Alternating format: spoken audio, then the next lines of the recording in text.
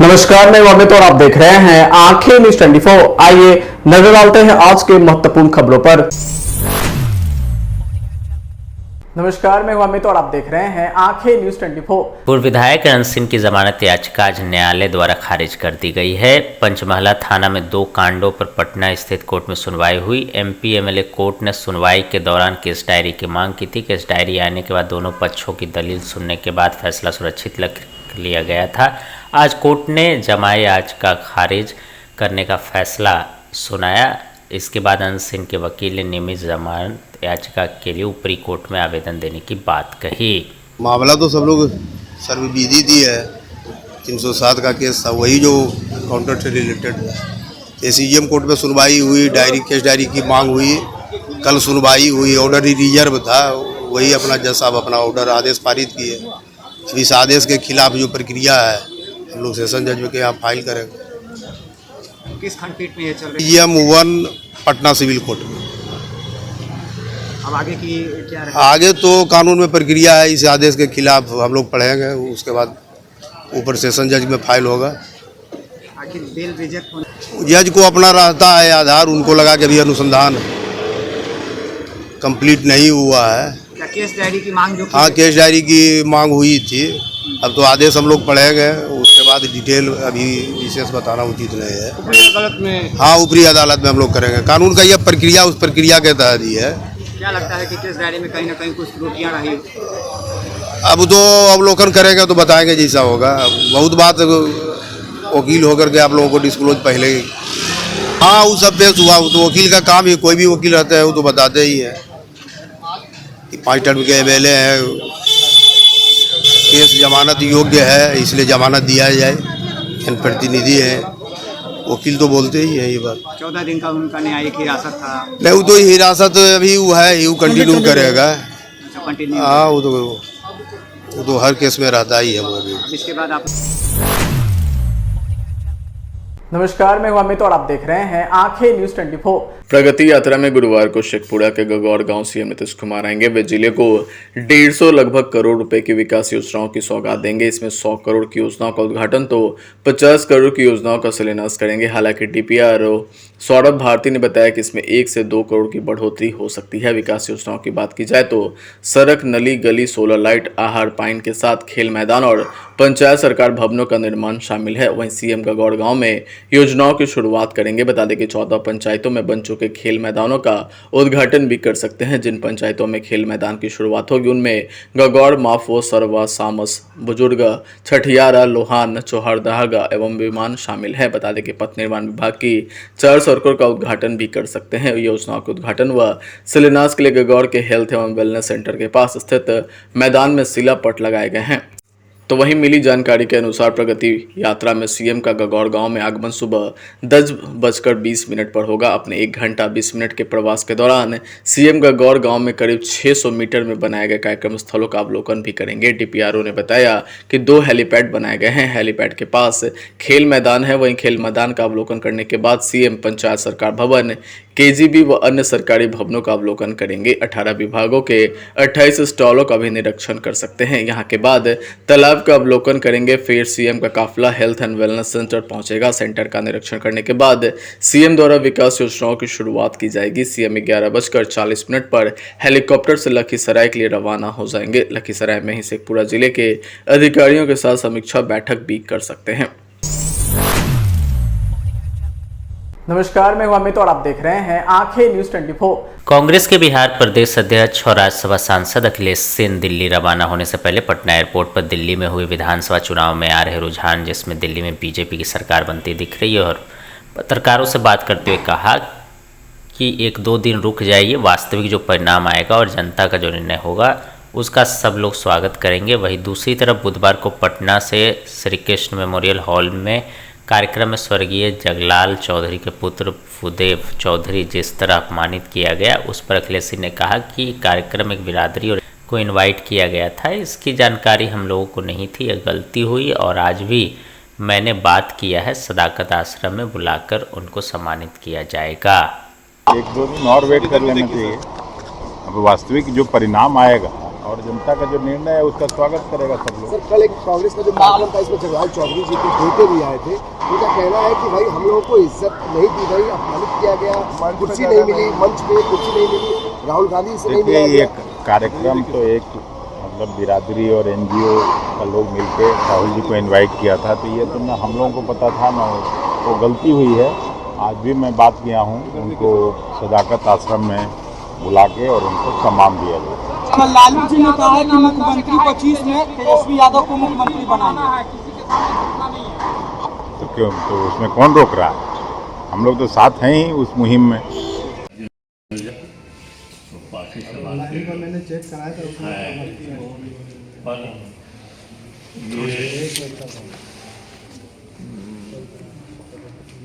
तारीख 5 फरवरी 2025 का आयोजन करवा दिया था। और चूँकि हमारे नेता राहुल जी को करवा दीजिए ना, कांग्रेस ने ये निबंधन दिया था और उनके आग्रह पर राहुल जी यहाँ आए थे। तो उसमें थोड़ा कांग्रेस, राहुल जी आ रहे हैं इसलिए कांग्रेस ने उसमें भाग लिया। पर इसमें मुझे जैसा कि मीडिया लोगों ने बात को आम जनता तक पहुंचाने की कोशिश की है कि मुझे अपमानित किया गया है, लेकिन मैं ऐसा नहीं समझता। मुझे इस महापर्व में अपमानित किया गया है, क्योंकि जो संयोजक थे ये उनका काम था जो पिताजी के नाम पर या हमको निमंत्रण दिया जाता या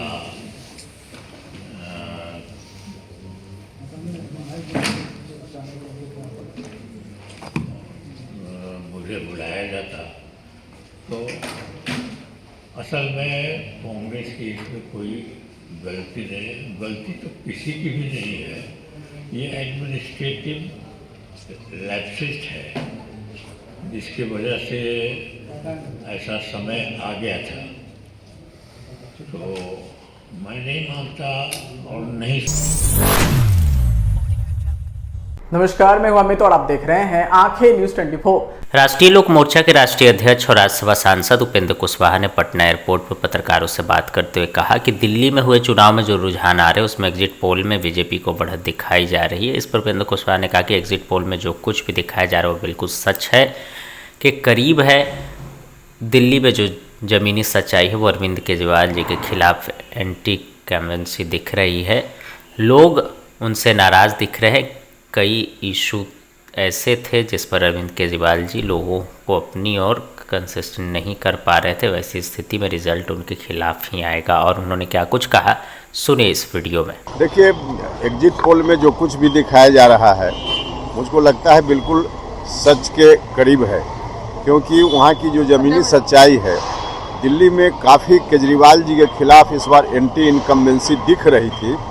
लोग उनसे नाराज़ दिख रहे थे। कई इशूज इस तरह के थे जिस पर केजरीवाल जी कन्विंस लोगों को नहीं कर पा रहे थे। वैसी परिस्थिति में रिजल्ट उनके खिलाफ ही आएगा, यह पहले से दिख रहा था और उसी के अनुकूल, उसी के इर्द गिर्द एग्जिट पोल है। तो मुझको लगता है जो रिजल्ट आना है 8 तारीख को, उसमें यही आएगा, बीजेपी की सरकार वहाँ बनेगी। नीतीश कुमार के गढ़ नालंदा में लालू प्रसाद यादव ने बड़े मंच से कहा है कि तेजस्वी मुख्यमंत्री बनाओ, किसी के सामने झुकेंगे नहीं। जितना नाम लेंगे तेजस्वी मुख्यमंत्री बनाओ, उतना ही उनकी पार्टी कमजोर होगी, उतना ही लोग उनसे दूर होंगे। लेकिन अब उनका मामला है, जो मर्जी बोलते रहे, क्या फर्क पड़ रहा है। एक दलित नेता जगलाल चौधरी जी के जयंती समारोह में राहुल गांधी पहुंचे और वहाँ जो उनके बेटे भूदेव चौधरी है उनको एक न कुर्सी दी गई न उन्हें सम्मानित किया गया। राहुल गांधी नाम तक भूल गए। इन लोगों को, कांग्रेस के लोगों को दलितों से कोई लेना देना नहीं। दिखावे के लिए या जनता में मैसेज देने के लिए इस तरह के कार्यक्रमों का आयोजन करते हैं या भाषण देते हैं कि हम दलितों के बहुत बड़े हितैषी हैं, लेकिन वास्तव में दलितों के बारे में, उनकी स्थिति के बारे में न तो कोई जानकारी है और न मन में कोई नियत उस तरह की है कि दलितों के उत्थान के लिए हम कुछ करें।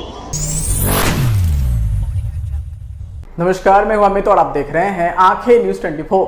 पिछले कई दिनों से बिहार के मौसम में गर्माहट बनी हुई है। दिन और रात का तापमान सामान्य से अधिक बना हुआ है, लेकिन अब इसमें बदलाव होने की संभावना है। वहीं बुधवार शाम से ही पछुआ हवाओं की रफ्तार तेज हो गई है। दिन में तो धूप की वजह से गर्मी बनी हुई थी, लेकिन शाम होते ही पछुआ हवा की वजह से लोगों को कनकनी महसूस होने लगी। गुरुवार से कनकनी बढ़ने वाली है। वहीं तापमान में भारी कमी आएगी। कहीं कहीं आसमान में बादल भी दिख सकते हैं।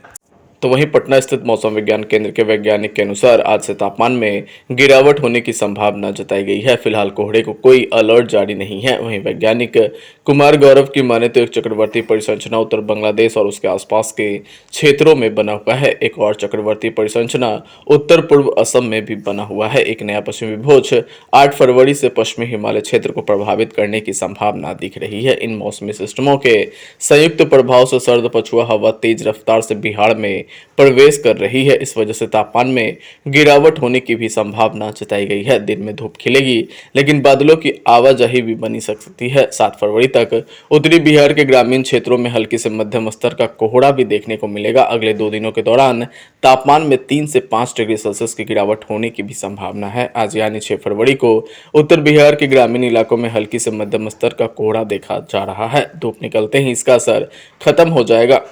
तो वहीं दक्षिण बिहार के जिलों में कोहरे का कुछ खास असर नहीं देखा जा रहा। दिन में धूप खिली रहेगी, लेकिन राज्य के अधिकांश भागों में मध्यम से तेज गति की पछुआ हवा चलने की स्थिति जारी रहने की भी संभावना है। इस वजह से धूप में नमी बनी रहेगी। वहीं सूरज ढलते ही कनकनी का असर बढ़ जाएगा।